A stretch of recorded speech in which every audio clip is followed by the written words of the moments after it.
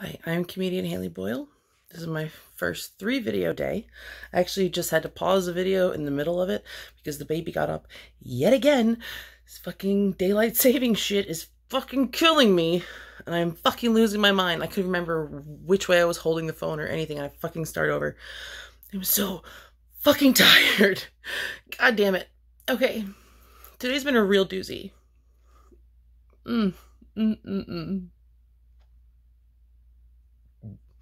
You know, shit came up, trying to deal with it, do the right thing. I had like my shortest ever bout of feeling suicidal. Like, managed to fight it off within like 5 minutes. But just for reference, if you've never felt suicidal, I know there's a lot of misconceptions about it. The best way I've ever heard it described is it's like jumping out of a burning building, because you know that if you jump, game over, but you're on fucking fire. So what do you do? So it's a very difficult energy to sit in. Shit. So fucking so mad right now. I'm trying so hard not to take it out on the baby, but I just need to go the fuck to sleep. Jesus Christ. So anyway, in order to make all of this, oh shit, by the way, if you came here because you were looking for stand-up comedy, I don't post comedy on YouTube because people just steal my jokes because I'm a fucking nobody and then I stay poor. So if you want to share the video of me breastfeeding the baby while doing stand-up comedy, that'd be fucking great. Oh my god. Nothing like a little rage cocktail on top of the fucking depression today. In order to make it all go towards the cause, all this fucked up bullshit, and I can't just like, you know, push it away and walk away again. And I fucking face that shit, deal with that shit, use my DBT skills, which has been horribly unpleasant. I'm trying to take my own advice that I have in the past mostly given to people that are in addiction recovery, substance abuse recovery, because when people get clean, it's really hard to stay clean for that first chunk because people around them don't yet believe that it's going to take this time, because usually it takes more than one try and stuff like that. So that period between when someone gets clean for real and when their loved ones and associates or whatever start to believe it, I always refer to that as the desert, you know. And you know, you create that desert and you have to walk through that desert, and if you stop in that desert, you're going to lose your sense of direction and wander around the desert for ages. If you go back, you have to start all over again, and the desert's bigger this time. So you have to walk through the desert, but walking through the desert fucking sucks. And it doesn't feel like you're making progress. You can't see what the end goal is, where you're headed. You just have to try to stay on course when you're flying blind and hopefully get to the other side. So, you know, this is my desert, and that's what I've had to face today. So I created this desert. You know, I chose this man to start a family with, which was a really poor choice. I did not leave when I should have left.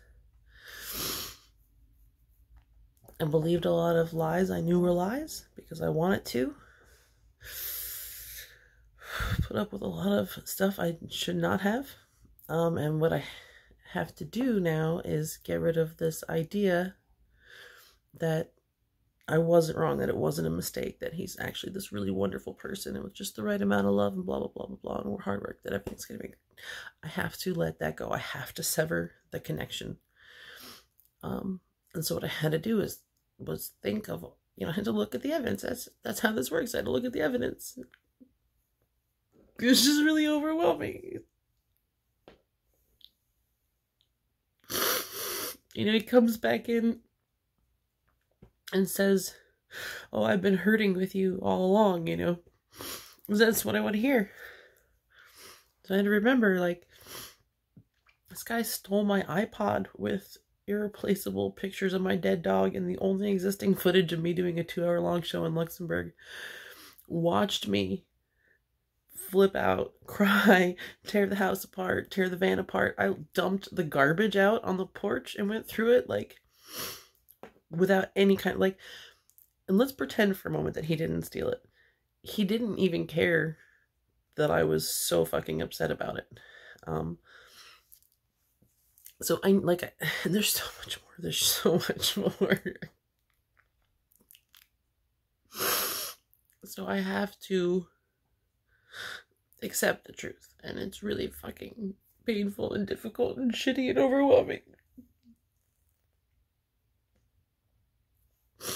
You know, and I'm doing it, you know, without a net, so to speak, because I'm isolated here at the fucking scene of the crime, the home we used to share together.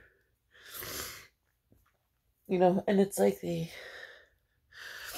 memories are very intermingled, so it's like it's not just bad memories, it's also good memories. You know, I opened the door in my bedroom with sticks because he once got so angry with me that he slammed the door so hard that it turned inside out, so the hinges are bent. So now it's like I have to throw my shoulder against it to open it. And so every time I come in out of my bedroom, you know, I have that memory, but then God, my fucking dishes have been stacking up because when I stand at the sink, there's a different set of memories. It's just really fucking annoying being here, being in this town, driving down the road, and it's like one particular spot and past one particular house that I used to always dream about, you know, that being our house, and getting both the sense memory of holding his hand as well as a sense memory of like being able to feel him hating me. You know, it's like different points in the relationship, but they all overlap. It's just very fucking complicated. But the fact of the matter is I created a desert. I made a poor choice. And it doesn't mean it's like, oh, it's my fault, I'm an idiot. You know, I had a lot of fucking problems. I still have a lot of fucking problems. And I fell for it. I was vulnerable. I was an easy target. And I fucking went for it. And I knew it was happening. And I did it anyway because I wanted it so fucking badly. So now, this is my job. This is my responsibility to fucking own it. And accept it. And find a way to cut it out.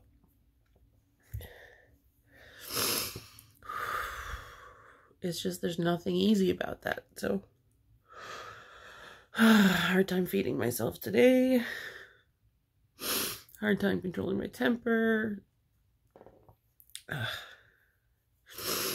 You know, I wouldn't describe myself as being suicidal, but I would relish the opportunity to like take a bullet for someone or fucking jump in front of a bus or something, sacrifice myself just to not have to fucking feel like this right now. So I'm doing this without weed, I'm doing it without any of the fucking input that would comfort me, make me feel better. I want to be touched, I want to go on stage, I can't do any of that shit.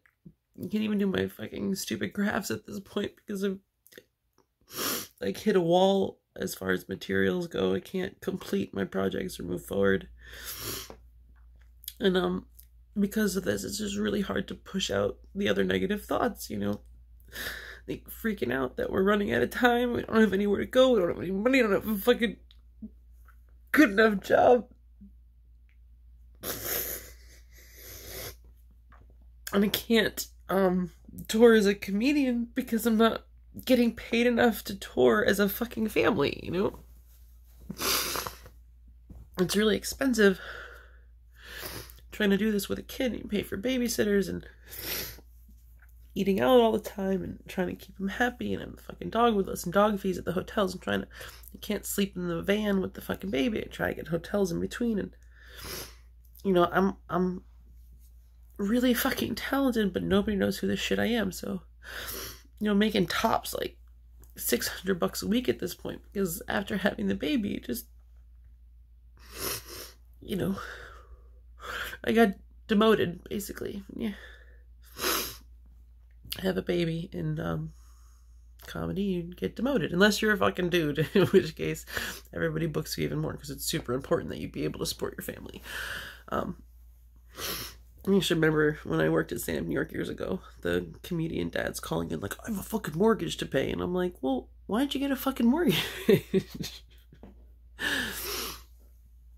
Jeez. My big plan this year was I was trying to do America's Got Talent.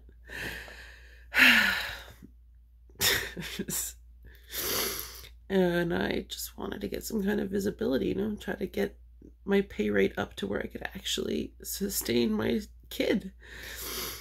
And I wrote the material and I got it together and I got it working on stuff because I'm a dirty comedian, very, very dirty comedian. You have to obviously be TV clean. So I did it. It's like my career challenge. I was so fucking pleased. But holy shit, trying to get a tape. Like, I fucking live in the middle of goddamn nowhere.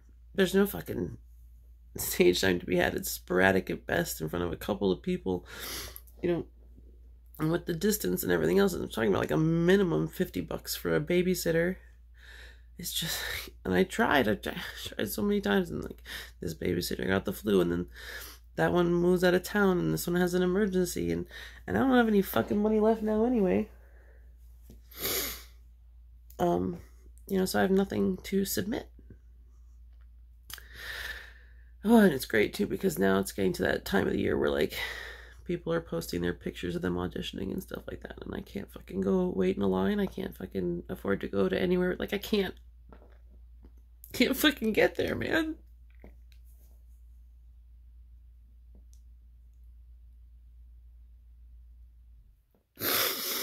You know, no one gives a crap. It's show business, you know? It's really fucking competitive.